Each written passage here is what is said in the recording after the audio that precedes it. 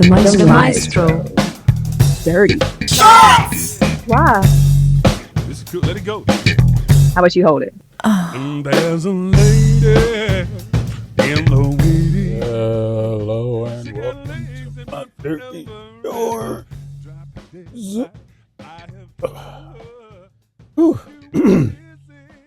And another great tournament this weekend. Look, you guys are getting better and better every week, and it is awesome to see. Appreciate the work you guys are putting in. It's really showing up. It's also giving us more of a target in terms of what to look at and what we can expect from you guys. Lonestar really knocked it out this weekend. Only coming through with the championship, but the way they did it in high-scoring games. They did it in the struggling scoring games. They did it in games where, quite frankly, could have went either way. Get to that in a minute. Tough weekend for Gulf Coast once again. I think we're seeing more of what Gulf Coast is supposed to be, but it seems though they get into these lulls that they cannot get out of. The first game, losing it 81-80 against Lonestar. The difference in the game just happened to be in the three-point shooting.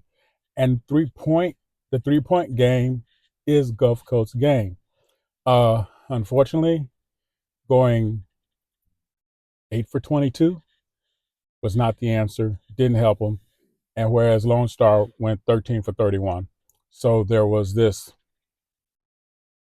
sort of flip-flopping where Lone Star met them on their own turf and took the game. Just basically took the game from them. So it just appears that the struggle that Gulf Coast has is they catch themselves in these lulls and they're not able to dig themselves out of it. And once again, 2 losses down despite of how well they may or may not have played. On the other side of it, H-Town in their early game, the difference between them and Latin America was one shot. They took one more and made one more shot than SimWorld Latin. And sometimes that's it. Sometimes it's about that possession. Sometimes it's good on good.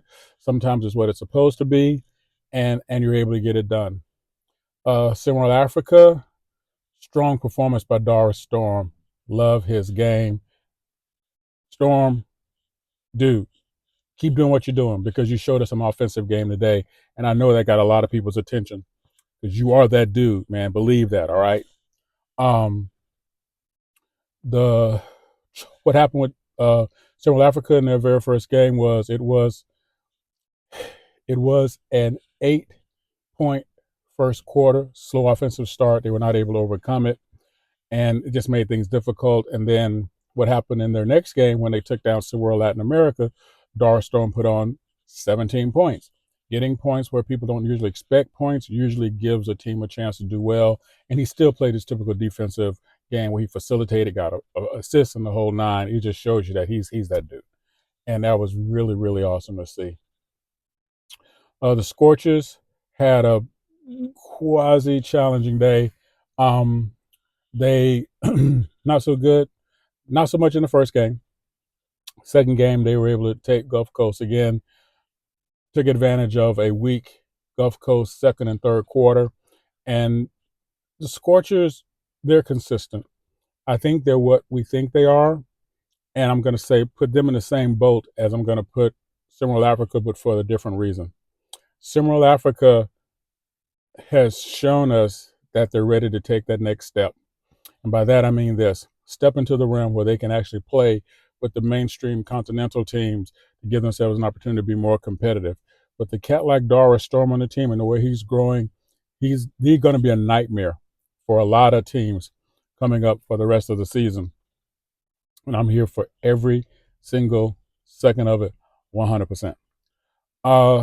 Then on back to, let's just going to get back into it, what we talk about with what Latin America was in their way not able to do. They too get into these slow moments where they're not able to play their game.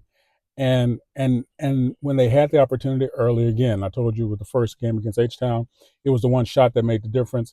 In the second game, they only lost by 2, but it was an 8-point second quarter, again, against SimWorld Africa, that this, if they can take out those moments, Latin America will too become that team that we know that they can be. Lone Star, all the way down to the table.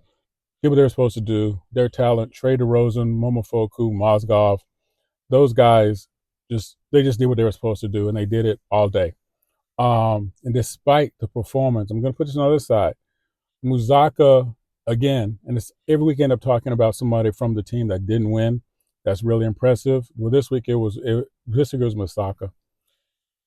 He showed an offensive game, I think, that a lot of us were expecting or felt that he had, but we hadn't had a chance to really see it yet. And I think as soon as, and I said it in the broadcast, and I'll say it now because I'm going to stand by these words. If you guys feel different, you holler at your boy. Correct me. If Musaka and Seoul can learn to coexist in a tandem game world where they can then support their teammates the way that I know they can, H-Town will be something that Yells is going to get excited for, because you two have moments of unstoppability on your own. Imagine if you work together and fed off of each other, how much your games will be able to grow, but how much more you'll be able to do. And then you can still see how if you have to carry the torch, depending on which one of you are hot that day or that quarter or that possession, what you can now do because you have so much more in your toolbox. That's all I'm saying. Being a little selfish about it because I just see the game there. So many people played so well today. So many people played good in sports, but you two off and on off of each other carried throughout the day. Unfortunately, you ran against a buzzsaw, media phrase, in the finals against Lone Star, and everybody just seemed out of sync. But Lone Star made it happen. They took advantage of it, and that's how sometimes it's good on good, and that's exactly how it goes. What did you guys see this weekend? What did you guys? How did you guys feel about the tournament this weekend? I mean, I know, again, they're always exciting for me. I just can't wait to see more of them. I love what you guys do on the regular basis. Can't wait for the tournament next week. Next week we're talking about the Golden State Showdown. I thought the Golden State was Mississippi, but I guess it's California. Whatever. So just playing. So, holla at your boy. I'm going to give you a breakdown of the tournament next week, coming up and talking dirty with me this Thursday. But, yell at me now. Tell me what you want to hear about. Tell me what you want to think about. Tell me how you want to talk about it. Your boy's always here for you 100% all the time. That's just how we got to do what we got to do. And, I'm going to tell you something. Like, I get all these pictures with Blaze hanging out with my brother Maestro. But every time I text Blaze, it's like, you don't even know me. Like, I ain't even see my man this whole weekend, right? We're supposed to be hanging out or whatever. But yet and still, I look up and I see Maestro is hanging out with him.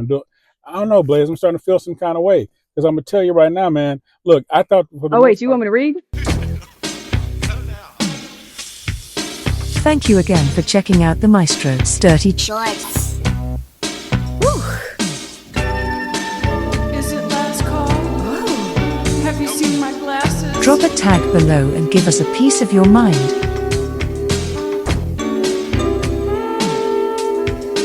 The Maestro. Dirty. Shorts!